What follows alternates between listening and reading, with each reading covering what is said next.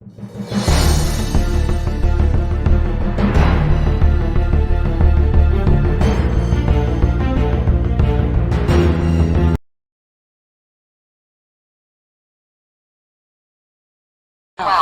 latest saga raging on the parents of the have been introduced to millions of viewers on the Dr. Phil show. And part 2 of the two-part segment aired late this afternoon. News Channel 11's Ainsley Daniel has been leading our coverage since Summer's disappearance in June, and she reports on one of the biggest takeaways from the Dr. Phil show.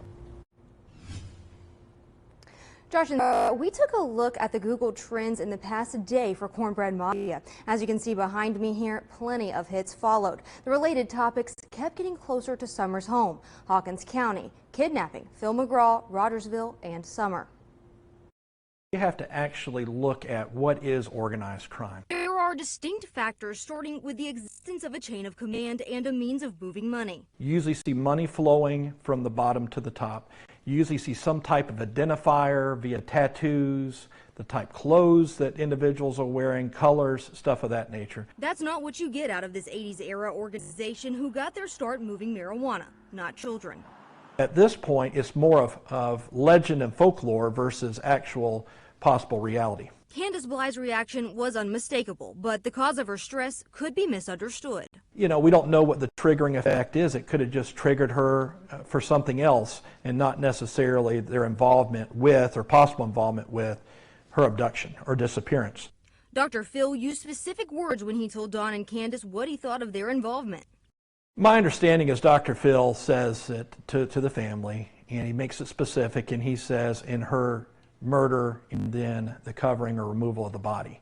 He doesn't say anything else about trafficking or anything of that nature. So I found that kind of unique that he worded it in that way. Dr. Phil's words and the parents' reactions are certainly taking center stage in the 2 days of episodes. To me, as a former investigator, it doesn't say a lot to me that the way they're acting, the way they do. What I'm going to look at more is the statements that they're making, their body language, and how they present themselves. That's what I'm going to look more at. But the organization may well exist, says our expert, but no structure exists to pull off Summer's disappearance. So I think it's more of a code of silence versus an actual organized operation. Stanton says he trusts the agencies leading the investigation into what happened to Summer Wells. He told me today that he believes this case will be solved, and it's just a matter of when. Ainsley, thanks. You can see all of our coverage on the search for Summer Wells right